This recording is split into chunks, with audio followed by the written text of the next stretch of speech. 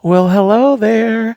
I am Dean the Turkey Legster, and welcome back to this countdown to Christmas with our friends from Disney. Today is December the 4th, and I have a great story for you.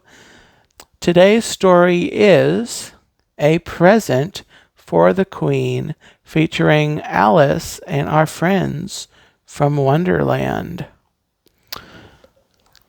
Alice was watching some children build a snowman outside. It was rather warm in her house, and soon she grew quite sleepy.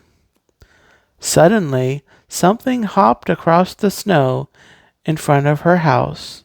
"Why, it's the White Rabbit!" she cried. Alice ran after the rabbit. "You're always running," she said when she caught up with him. "Whatever is wrong this time?" "I've lost the Queen's Christmas present," the White Rabbit cried. "If I don't find it, she'll have my head." Then, without another word, he dove down a hole. Alice hurried after him and found herself on a snowy path lined with evergreen trees. The White Rabbit was gone, but Alice could see his footprints in the snow. She decided to follow them. All at once, the footprints stopped again. "I've lost him again," Alice said with a sigh. "Lost who?" someone asked. A toothy smile appeared in one of the trees, followed quickly by a purple striped cat that materialized around the smile. "Cheshire Cat!" Alice cried happily. "The White Rabbit has lost the Queen's present and—" "But that's a lost what?" the cat interrupted. "I thought you said you lost a who?" "I didn't lose a what," she said. "The White Rabbit did, and now I've lost him." "Well, I can't help you with your who, but I can help you with your lost what. Try the Mad Hatter."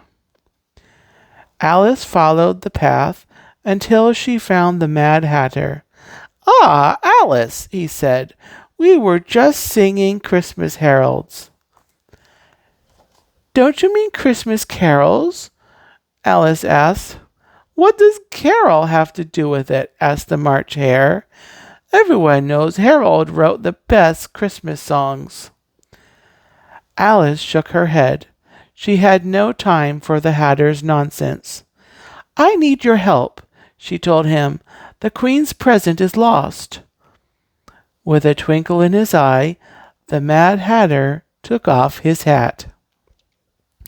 Sitting atop his head was a large box wrapped in Christmas paper, and on top of that was the Dormouse. Scooping up the Dormouse, the Hatter handed the present to Alice.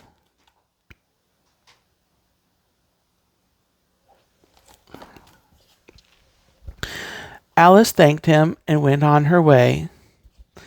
Soon the White Rabbit's footprints reappeared.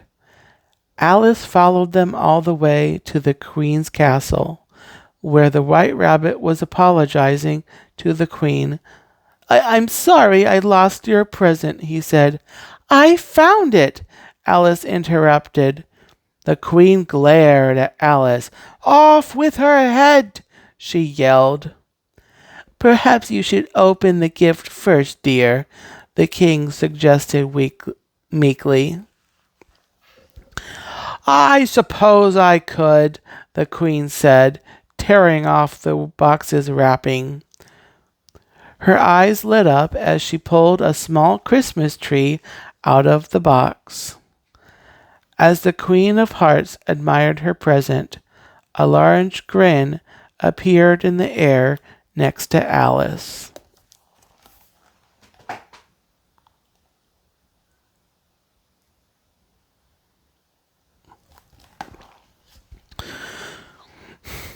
Now might not be the worst time to slip away, said the Cheshire Cat.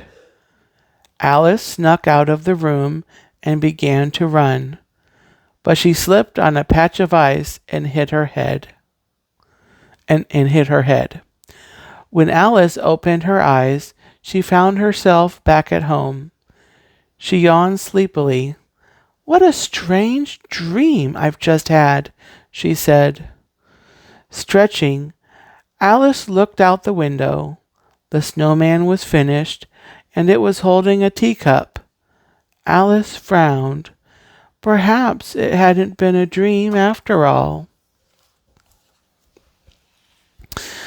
That is our story today on the Christmas countdown, our Disney countdown to Christmas. I promise you I can't talk. Anyway, I hope you enjoyed that story. If you would, please bop the like button, leave me a comment, letting me know that you watched it today, and I'll be back next time on the next video with the next story here on the countdown. Have a gobbletastic day and a very Merry Christmas.